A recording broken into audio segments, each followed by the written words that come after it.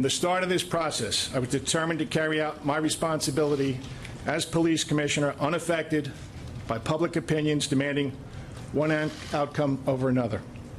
I examined the totality of the circumstances and relied on the facts. And I stand before you today confident that I have reached the correct decision. And that has certainly not made it an easy decision. I served for nearly 34 years as a New York City cop before becoming police commissioner. I can tell you that had I been in Officer Pantaleo's situation, I may have made similar mistakes. And had I made those mistakes, I would have wished I had used the arrival of backup officers to give the situation more time to make that arrest. And I would have wished that I had released my grip before it became a chokehold. Every time I watch that video, I say to myself, as probably all of you do, to Mr. Garner, don't do it. Comply. To Officer Pantaleo, don't do it. I said that about the decisions made by both Officer Pantaleo and Mr. Garner. But none of us can take back our decisions, most especially when they lead to the death of another human being.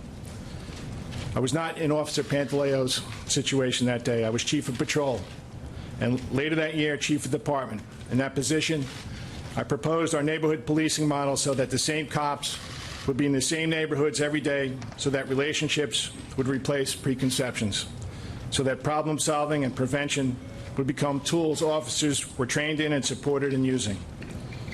And therefore, one of the great challenges of the police profession here in New York City and elsewhere will always remain arresting someone who intends to resist that arrest.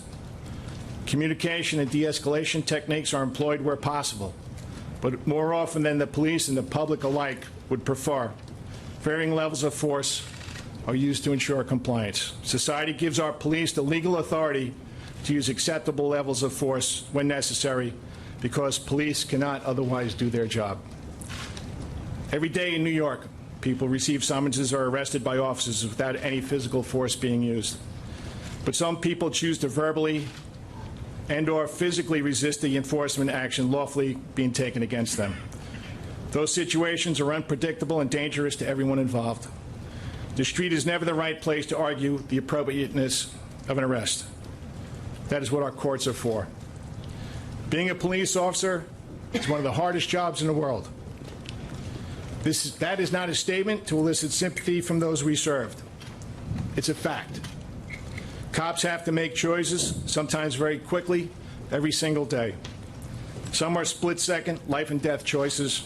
Oftentimes, they are choices that will be thoroughly and repeatedly examined by those with much more time to think about them than the police officer had. And those decisions are scrutinized and second-guessed, both fairly and unfairly.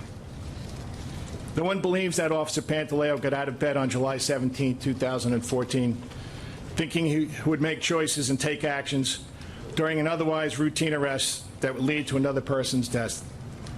But an officer's choices and actions, even made under extreme pressure, matter. It is unlikely that Mr. Garner thought he was in such poor health that a brief struggle with the police would cause his death. He should have decided against resisting arrest, but a man with a family lost his life, and that is an irreversible tragedy. And a hardworking police officer with a family, a man who took this job to do good, to make a difference in his home community, has now lost his chosen career. And that is a different kind of tragedy. In this case, the unintended consequence of Mr. Garner's death must have a consequence of its own. Therefore, I agree with the Deputy Commissioner of Trials' legal findings and recommendations. It is clear that Daniel Pantaleo can no longer effectively serve as a New York City police officer. In carrying out the court's verdict in this case, I take no pleasure. I know that many will disagree with this decision, and that is their right. There are absolutely no victors here today. Not the Garner family, not the community at large, and certainly not the courageous men and women of the police department who put their own lives on the line every single day in service and to the people of this great city. Today is a day of reckoning, but can also be a day of reconciliation.